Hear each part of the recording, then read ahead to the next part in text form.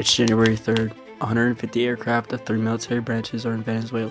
In the middle of the night, Delta forces descending from their helicopters onto a compound, on a mission for one man.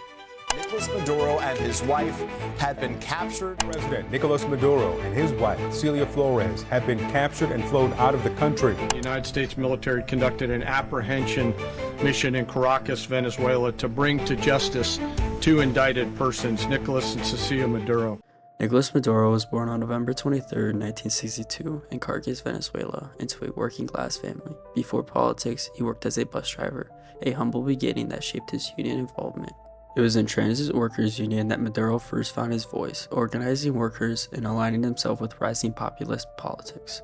Eventually, he caught the eye of Venezuelan leader Hugo Chávez. As a loyal Chavez lieutenant, Maduro rose through the ranks, eventually becoming vice president in 2012 and later serving as foreign minister. He was seen by many inside the movement as Chavez's chosen successor, deeply committed to the Bolivarian socialist ideology. In 2013, after Chavez's unexpected death, Maduro stood for president, narrowly winning an election that the opposition criticized as deeply flawed. His rise to Venezuelans' highest office was marked as continuation, not change. Immediately after taking office, Venezuelans' economy started to crash, along with hyperinflation, widespread hunger, and massive refugees trying to escape the desperate conditions. From 2014 to 2015, Obama would impose sanctions, accusing Venezuela of right breaches, freezing their U.S. assets, and banning visas. In 2018, Maduro would win re-election, but with massive backlash, with claims of voting fraud. The National Electoral Council would say that 46% of the registered population voted, extremely low from the 80% of eligible voters in 2013. At the same time, the country would find itself in the middle of a financial crisis, with inflation reaching 13,000%. Trump would then toughen economic sanctions, with the aim of strangling the country and ousting Maduro,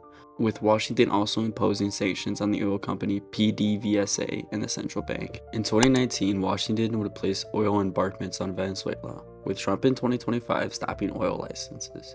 These licenses allowed for oil and gas multinations to operate in Venezuela despite the sanctions. In 2020, Washington would place a $15 million bounty for Maduro, with Biden later raising it to $25 million right before he left office, and Trump recently raising it again to $50 million.